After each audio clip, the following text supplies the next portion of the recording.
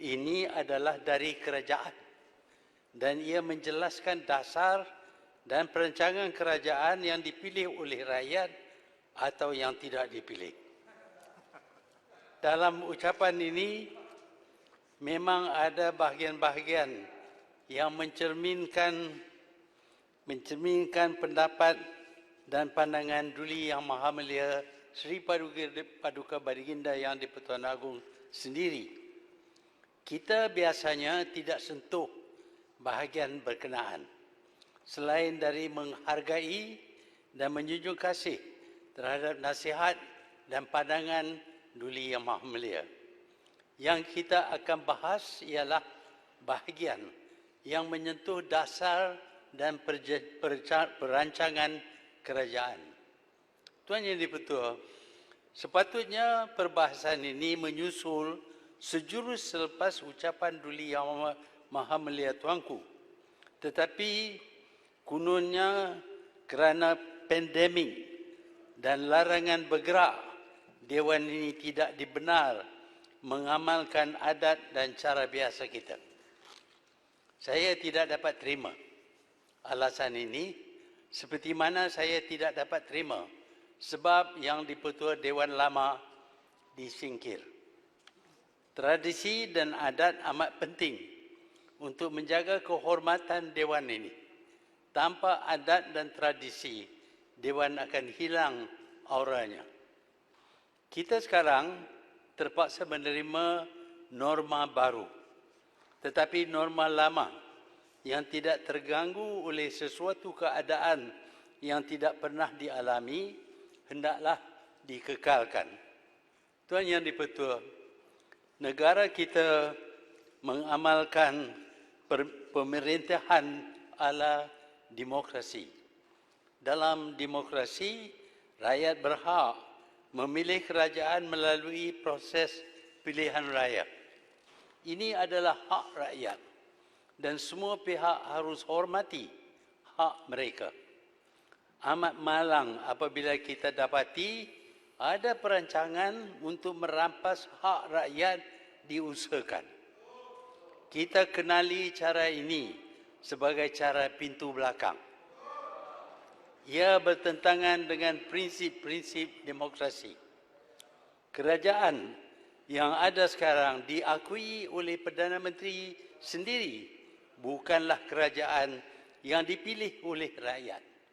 Sebenarnya ia adalah satu badan yang bertentangan dengan kehendak majoriti rakyat. Sebenarnya parti-parti yang ditolak oleh rakyat telah rampas kerajaan pilihan rakyat dengan cara yang tidak mengikut peruntukan perlembagaan negara. Apa yang berlaku bukan saja tidak demokratik, tetapi menghalang hasrat majoriti rakyat untuk melakukan perubahan dasar negara. Parti yang majoriti rakyat tolak dan dasar yang juga ditolak oleh mereka sekarang ini menubuh kerajaan yang mengekalkan dasar yang ditolak oleh rakyat. Ada ahli yang salahkan saya kerana semua pertukaran ini dikatakan boleh minta penjelasan tu Pertua? disebab oleh Terima kasih, Tun. Diam-diamlah saya, Tun, gentleman. Terima kasih, Tun. Nak tanya ni Langkawi, sebab adakah juga kerajaan negeri di Sabah itu kerajaan pintu belakang? Sebab dia tak menang pun dalam pilihan raya. Dia menang sebab aku melompat menyokong dia. Jadi adakah sama juga bagi pandangan Tun? Terima kasih kena batangan. Sila Langkawi. Ya.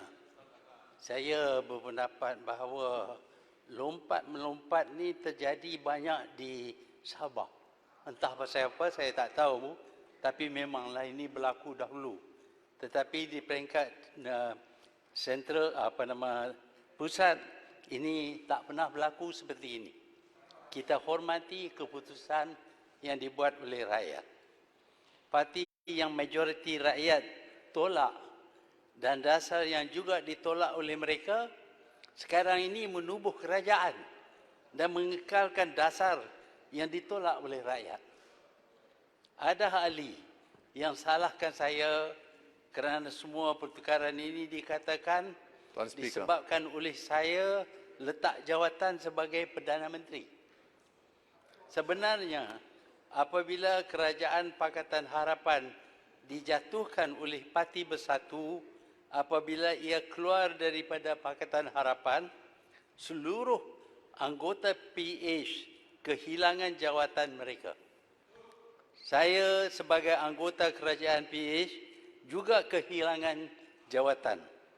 Majlis Pimpinan Tertinggi Bersatu sudah pun buat keputusan keluar daripada kerajaan PH apabila mereka rayakan bersama UMNO dan PAS di Hotel Sheraton.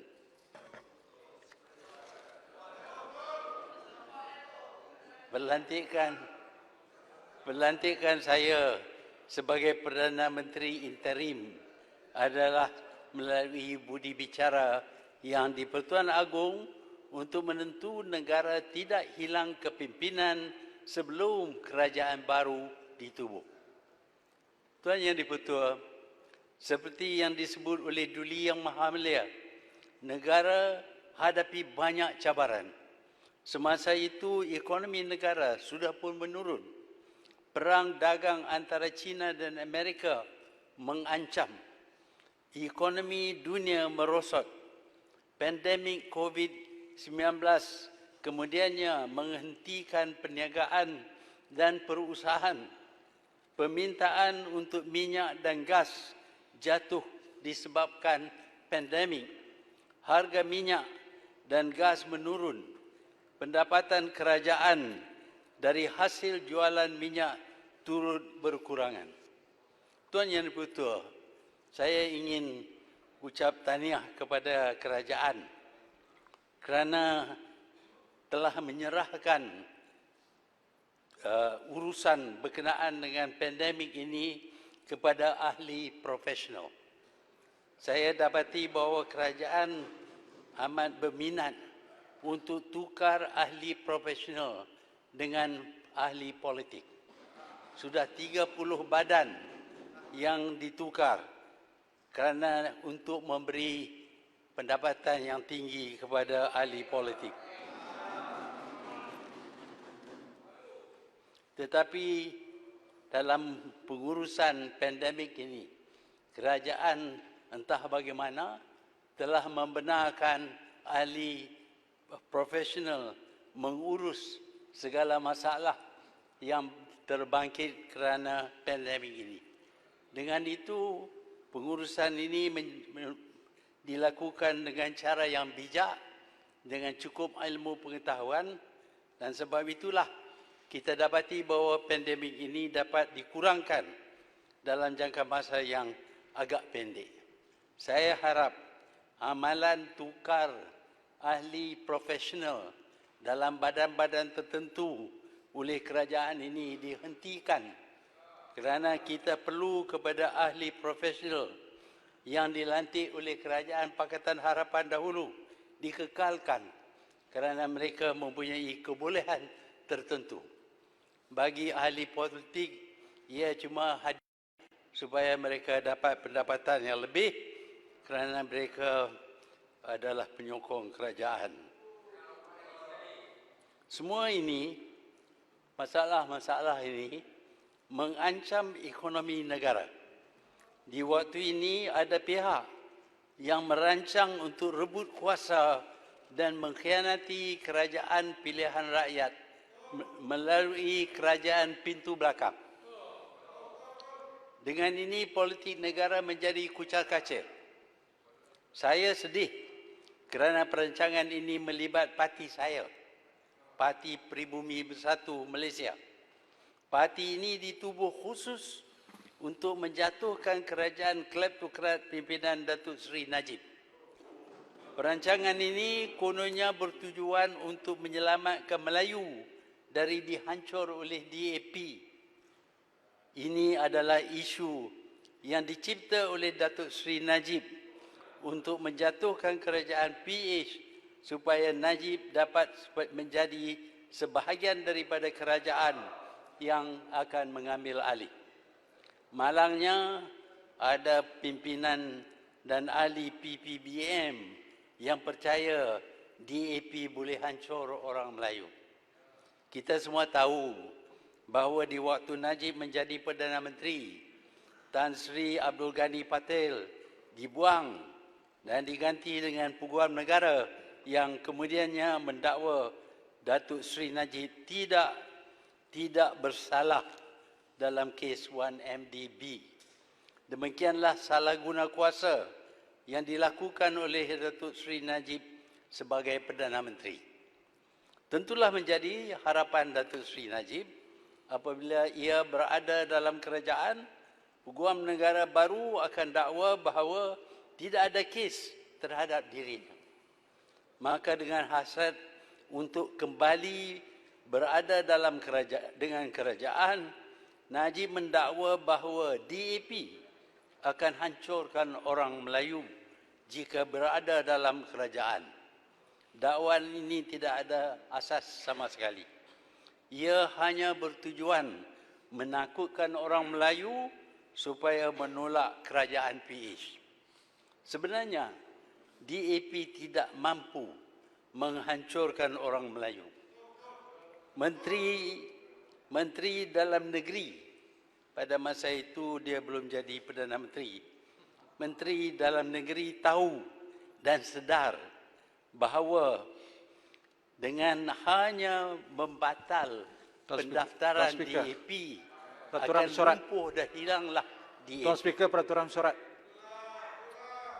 36.5 tidak boleh menyebut secara spesifik seorang individu.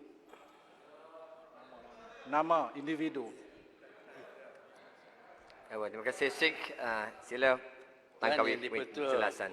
Ini bukan seorang individu di tepi jalan. Ini adalah bekas Perdana Menteri. Ya. Kalau tidak, kerana Perdana Menteri ini kita tak ada masalah yang besar yang kita hadapi. Sebab itu saya berhak untuk menunjuk orang yang terlibat. Langkawi teruskan.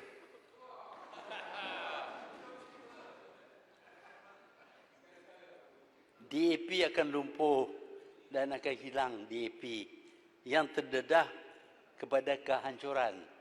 Bukan orang Melayu, tetapi DAP. Cancel saja dia punya register, habis dia. Ini juga kita lakukan kepada Parti Komunis Malaya sehingga ia hentikan percubaan untuk rampas kuasa kerajaan Malaysia. DAP bukan pun setakat PKM. Sekuat PKM. Tak mungkin DAP berjaya di mana PKM dengan gerakan bersenjatanya juga gagal. Tetapi pembohongan ini berjaya mempengaruhi Presiden dan beberapa pemimpin bersatu membuat keputusan untuk keluar daripada Pakatan Harapan. Dengan ini, saya pun terkeluar daripada menjadi Perdana Menteri Kerajaan Pakatan Harapan. Perletakan jawatan oleh saya tidak dapat dielak. Tuan Yang di-Pertua, saya sedar bahawa polarisasi kaum sedang menjadi-jadi. Jika kita ingin kurangkan masalah perkauman ini, kita perlu tahu sebabnya. Melarang sebutan berkenaan dengan perkara ini tidak akan mengurangkan masalah. Bahkan ia akan menjadi lebih teruk. Besar kemungkinan pengasingan antara kaum akan menjadi lebih jauh kerana tidak ada tindakan diambil. Ia akan meluap-luap dan akan cetuskan tindakan yang ganas yang lebih sukar diatasi. Saya ingin rujuk kepada revolusi Rusia. Ia disebabkan oleh perpisahan antara kaum elit yang kaya raya dan buruh pertanian yang amat miskin. Akhirnya, revolusi oleh rakyat yang miskin menghasilkan pembunuhan raja Tsar yang memerintah. Demikian juga di Perancis dan di negara China dan di banyak lagi negara lain. Sebabnya ialah oleh kerana puak elit tidak suka dengan rintihan puak yang miskin. Dengan itu tidak ada perancangan untuk menangani perasaan tidak puas hati puak miskin ini. Malaysia unik. Semua rakyat Malaysia tidak suka dengan huru-hara dan keganasan. Tetapi ini tidak bermakna polarisasi kaum tidak ada. Sebenarnya perkauman akan menjadi lebih teruk jika keadaan sebenar disembunyi.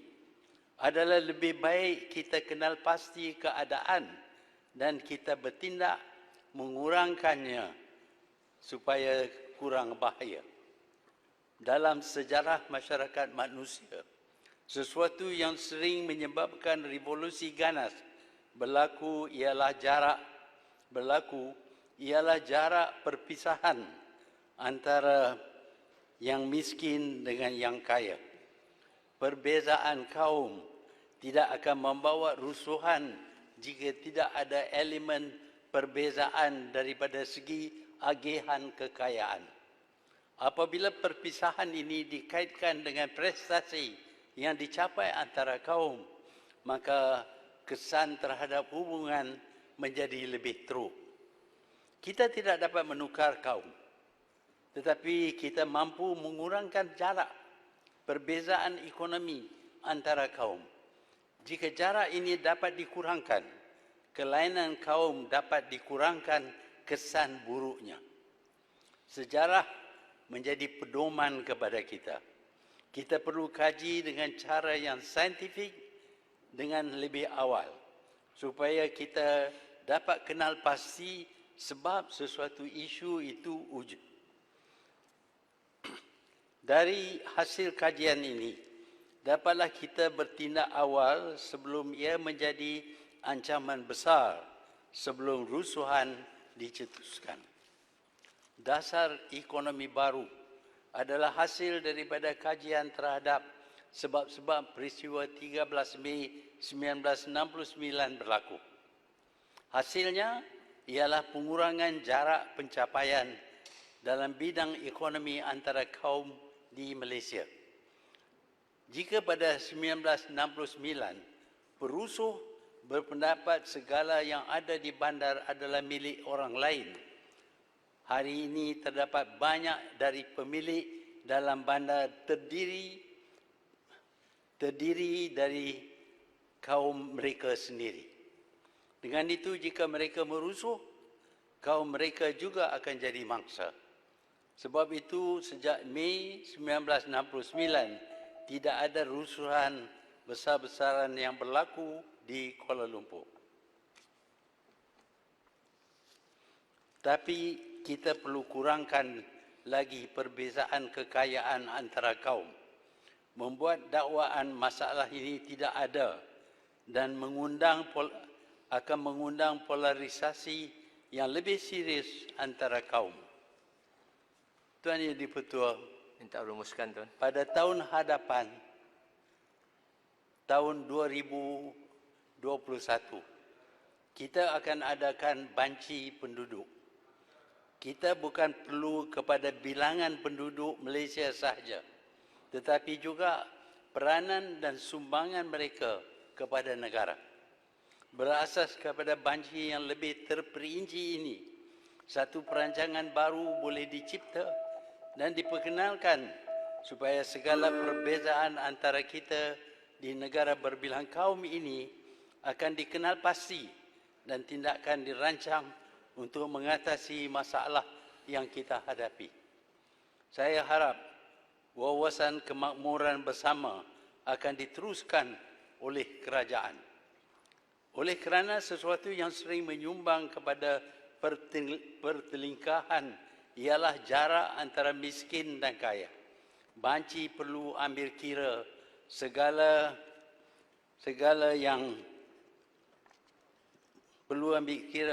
yang menyumbang kepada jarak perbezaan ini. Dengan ini, polarisasi kaum dapat kita kurangkan. Tuan Yang Dipertua, orang Islam tentu sedar bahawa dunia Islam berada dalam keadaan kucak-kacir. Rusuhan dan peperangan berlaku di antara negara Islam yang tidak dapat ditamatkan. Apakah ini disebabkan oleh agama Islam? Saya berpendapat, walaupun saya bukanlah ulama, saya berpendapat semua ini berlaku kerana orang Islam umumnya tidak amal ajaran Islam yang sebenar. Sebagai contoh, orang Islam dilarang membunuh, terutama sesama orang Islam. Yang kita lihat sekarang ialah orang Islam berperang dan mengganas antara mereka sehingga tidak dapat dihentikan. Ratusan ribu sudah dibunuh. Berjuta telah lari ke negara lain dan berdelan bom dan roket menghancurkan seluruh negara. Tidak ada sedikit pun persaudaraan antara orang Islam. Al-Quran juga menyuruh kita sambut baik jika musuh ingin tamatkan peperangan. Kita patut terima cadangan ini.